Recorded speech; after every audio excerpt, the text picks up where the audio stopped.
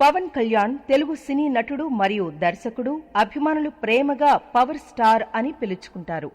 పవన్ కళ్యాణ్ కు మంచి గుర్తింపు తెచ్చిన సినిమాలు తొలి ప్రేమ, తమ్ముడు, బద్రీ, ఖుషీ, జల్సా, గబ్బర్ సింగ్, గోపాల గోపాల, సర్దార్ గబ్బర్ సింగ్, కాటమరాయుడు మరియు అజ్ఞాతవాసి వంటి సినిమాలు.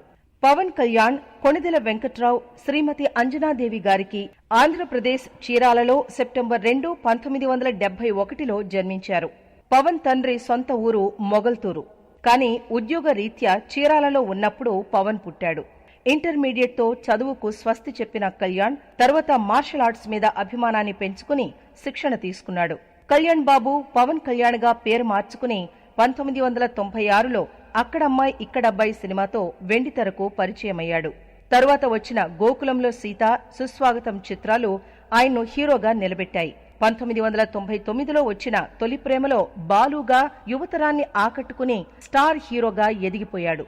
ఇప్పటి వరకు పవన్ చేసిన 15 సినిమాలతోనే 4వ తరం అగ్ర హీరోల్లో ఒక్కరిగా వెలుగొందుతున్నారు. పవన్ ఎప్పుడూ ఏదో ఒక కొత్త స్టైల్తో, వెరైటీ సంభాషణలతో యూత్ ను కట్టిపడేశారు. సామాన్య ప్రజలే కాకుండా వెంకటేష్, మహేష్ బాబు లాంటి తోటి నటులు కూడా పవన్ ని ఇష్టపడ్డానికి కారణం కూడా అవే. పవన్ కళ్యాణ్ నటుడిగానే కాకుండా దర్శకుడిగా కూడా గుర్తింపు తెచ్చుకున్నారు. జపాన్ దర్శకుడు అకిరా కురోసావాను అమితంగా ఇష్టపడే పవన్ ఆయన స్ఫూర్తితో దర్శకుడిగా జానీ చిత్రాన్ని రూపొందించాడు. గబ్బర్ సింగ్ గాను తెలుగులో ఉత్తమ నటునిగా ఫిల్మ్ఫేర్ అవార్డును అందుకున్నారు. అత్తారింటికి దారేది చిత్రం వసూళ్లలో అప్పటి వరకు తెలుగు సినీ పరిశ్రమలో ఉన్న రికార్డులన్నింటినీ బద్దలుగొట్టింది. Anjana productions, Pawan Kalyan creative works బ్యానర్లతో సినిమాలు నిర్మిస్తారు.